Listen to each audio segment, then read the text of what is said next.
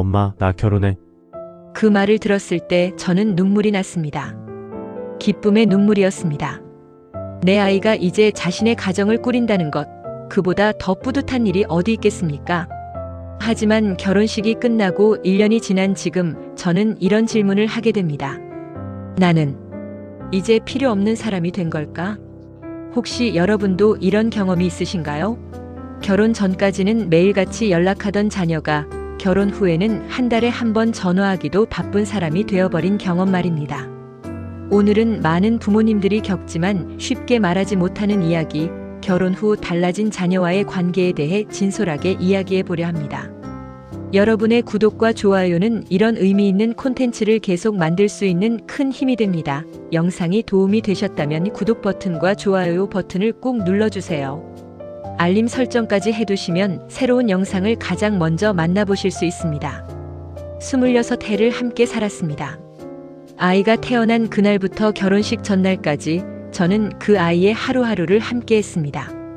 새벽에 우는 아이를 안고 밤을 지새웠고 첫 걸음마를 뗄 때 함께 울었으며 학교에서 상을 받으면 세상을 다 가진 것처럼 기뻐했습니다.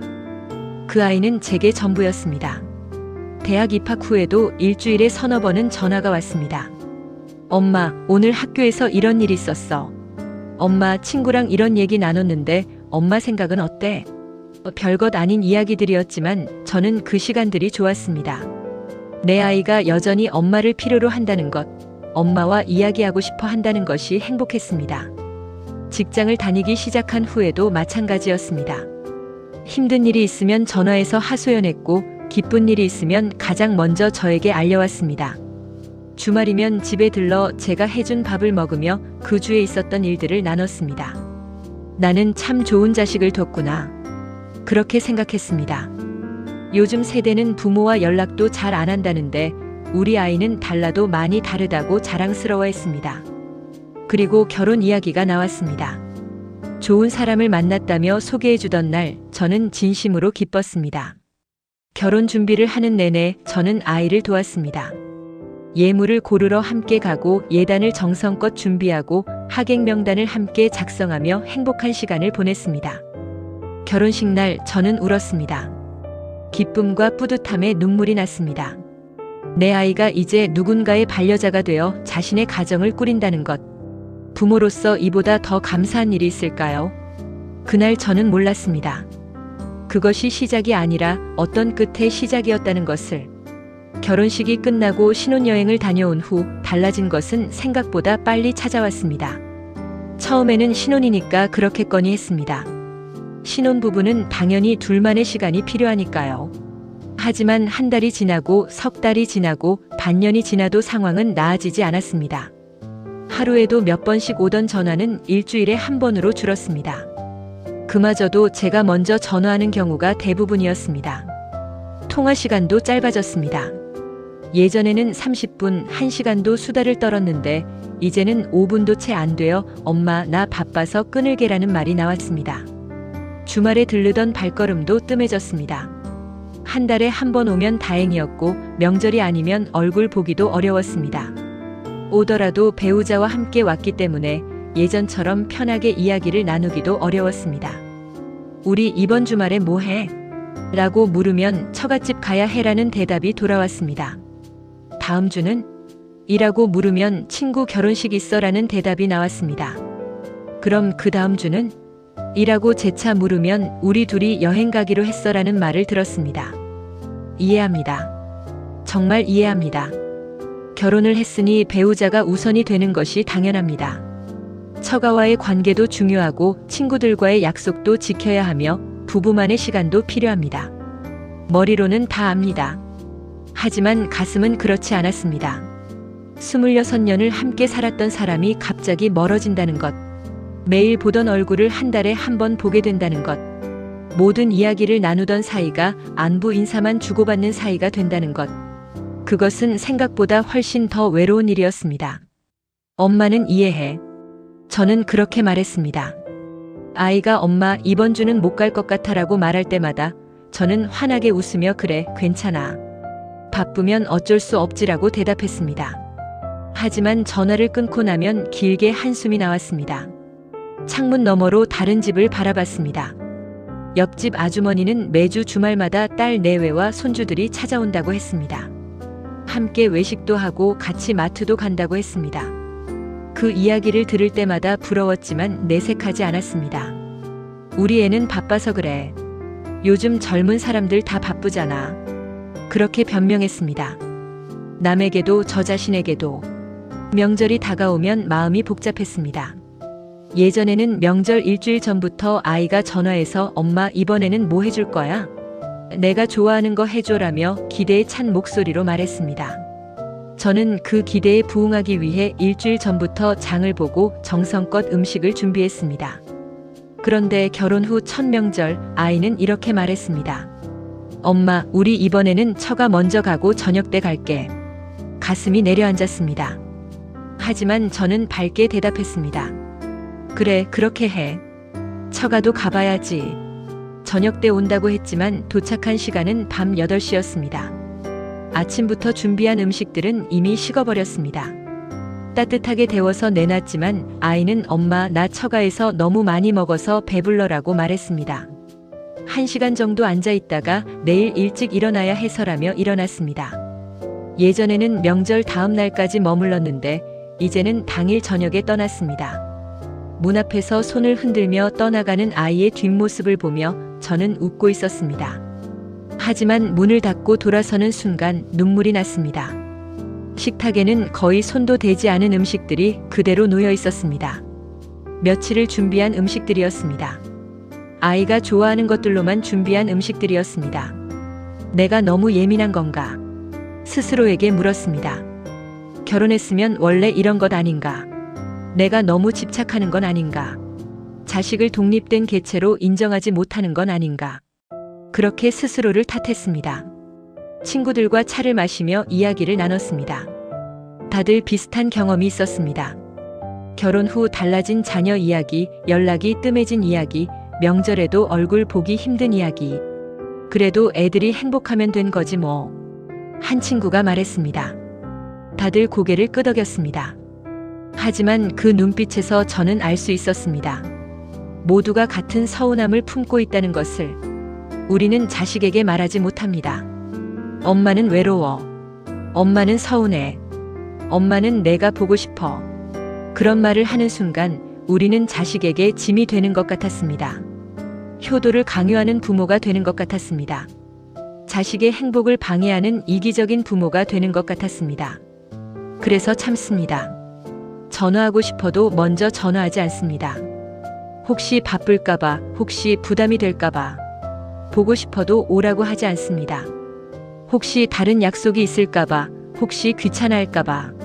친구가 우리 딸이 주말마다 와서 밥 먹고 간다고 자랑할 때 저는 웃으며 그래, 좋겠다라고 말합니다.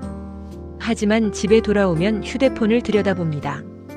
혹시 아이에게서 메시지가 왔을까 하고 메시지는 없습니다. 그러면 저는 문자를 씁니다. 잘 지내지? 응, 잘 지내. 엄마는? 응, 나도 잘 지내. 그게 전부입니다. 짧은 대화, 형식적인 안부. 예전에는 끝없이 이어지던 대화가 이제는 세 줄로 끝납니다. 밤이 되면 생각합니다. 내가 뭘 잘못한 걸까? 내가 아이를 너무 품 안에만 두려고 했나? 내가 독립을 방해한 건 아닐까? 하지만 돌이켜보면 저는 아이의 결혼을 진심으로 축하했습니다.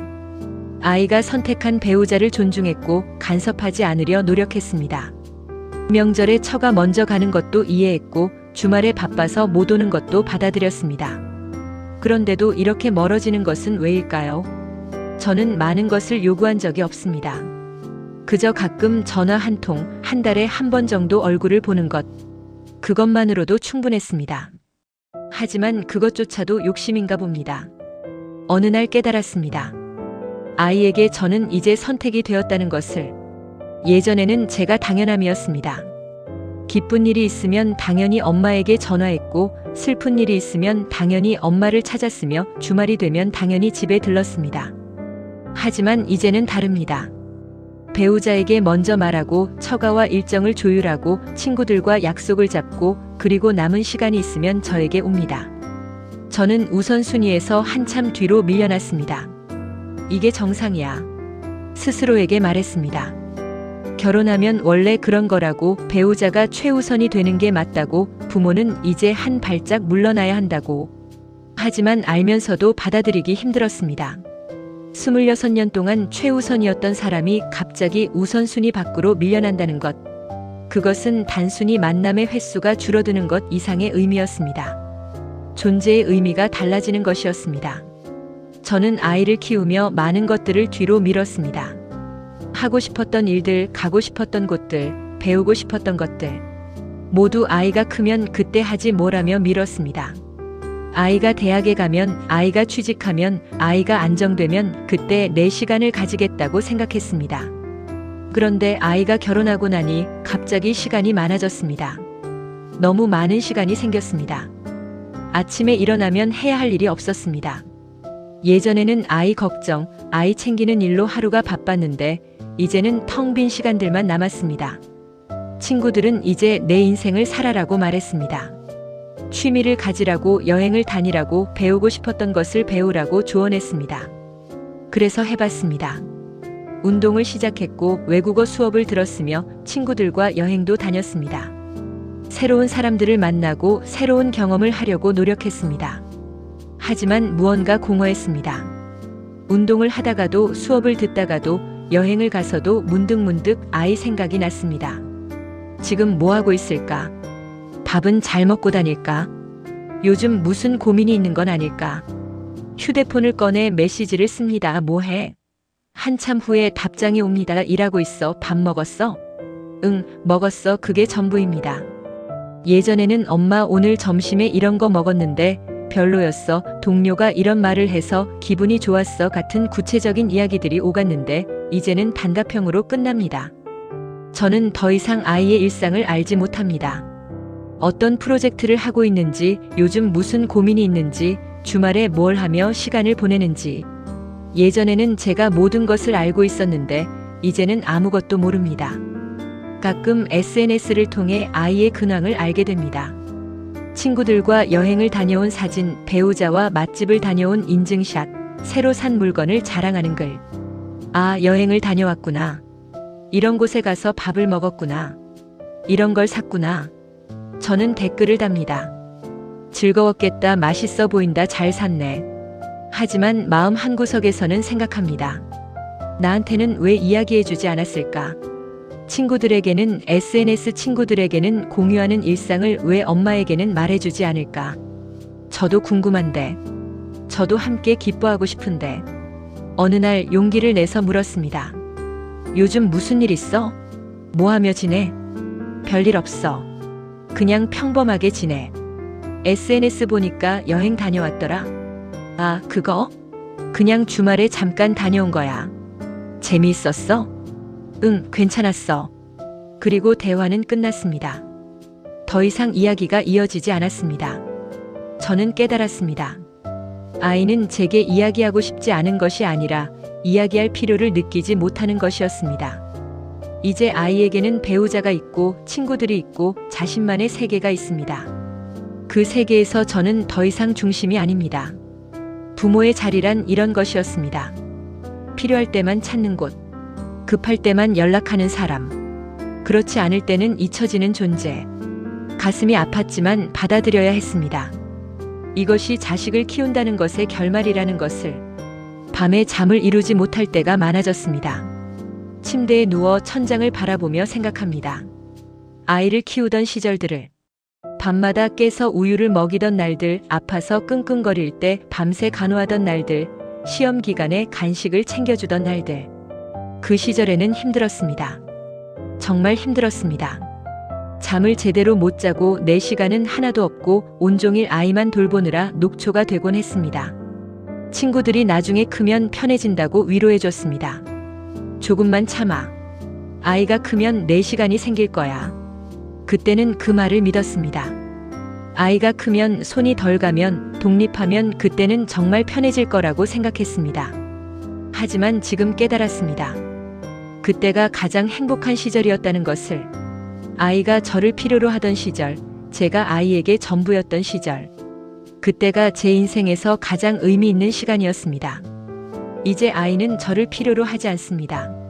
아프면 배우자가 챙겨주고 고민이 있으면 배우자와 상의하고 힘든 일이 있으면 배우자에게 기댑니다. 제 역할은 끝났습니다. 엄마, 괜찮아? 가끔 아이가 물어올 때가 있습니다.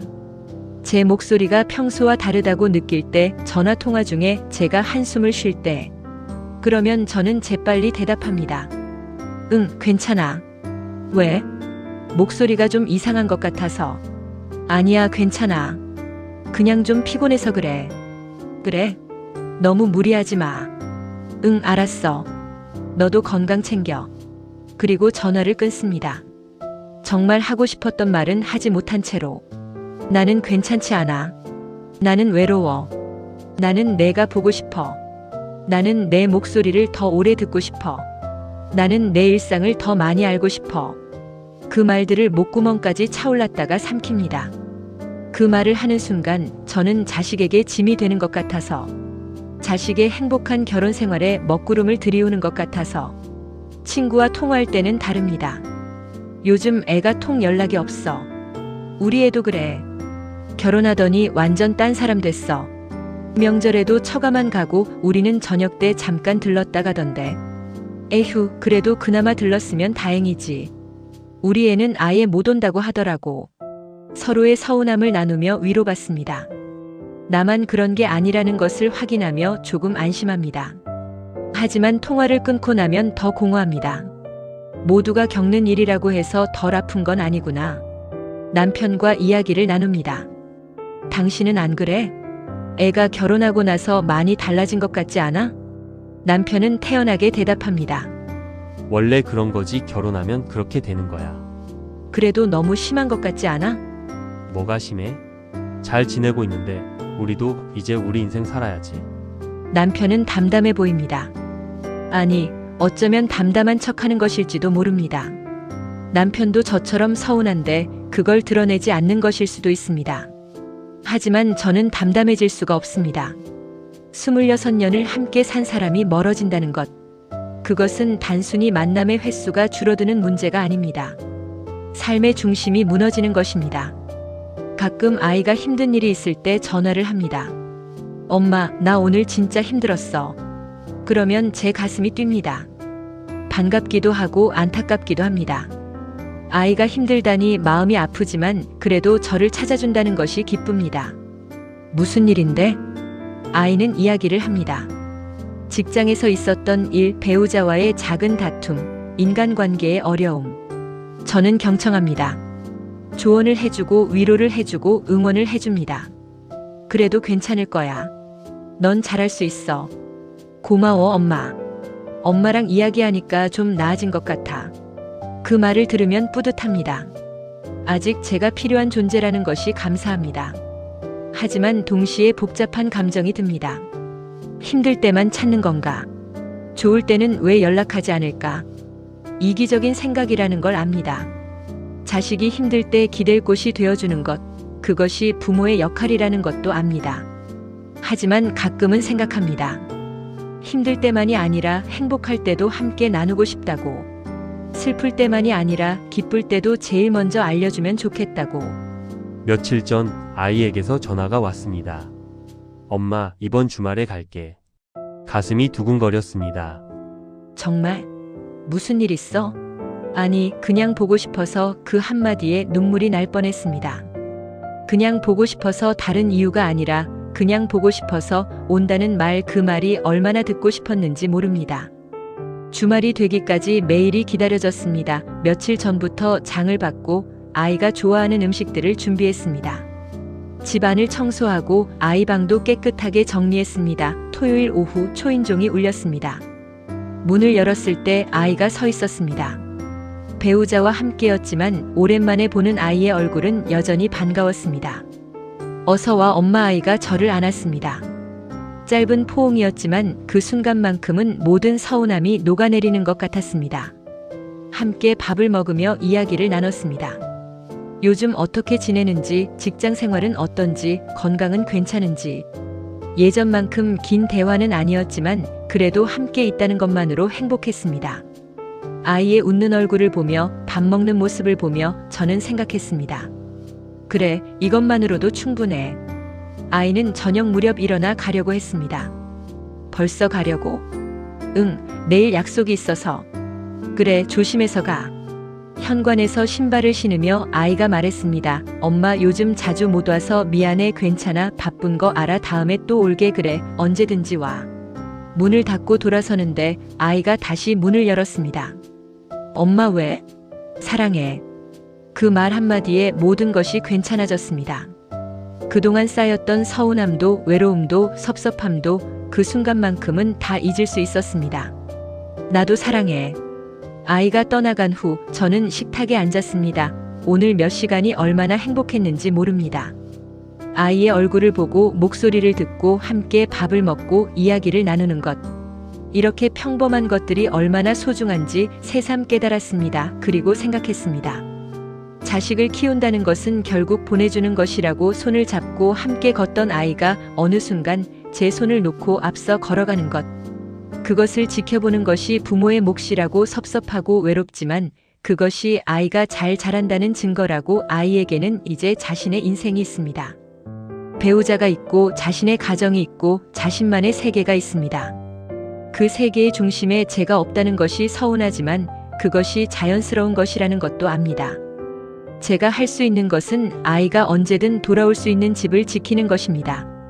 힘들 때 기댈 수 있는 곳, 지쳤을 때 쉴 수 있는 곳, 위로가 필요할 때 찾을 수 있는 곳. 그곳에 제가 있겠습니다. 전화가 오지 않아도 괜찮습니다. 오랫동안 못 봐도 괜찮습니다. 명절에 늦게 와도 괜찮습니다. 언젠가 아이가 저를 필요로 할 때 제가 그 자리에 있으면 됩니다. 밤에 아이의 어릴 적 사진을 꺼내봤습니다. 돌잔치 사진, 유치원 입학식 사진, 초등학교 운동회 사진, 중학교 졸업식 사진, 대학교 입학 사진, 그리고 결혼식 사진. 사진 속 아이의 얼굴은 조금씩 달라지지만 아이 옆에 있는 저의 표정은 언제나 똑같았습니다. 행복한 미소. 아이를 바라보는 저의 눈빛은 언제나 사랑으로 가득 차 있었습니다. 그것은 지금도 변하지 않았습니다.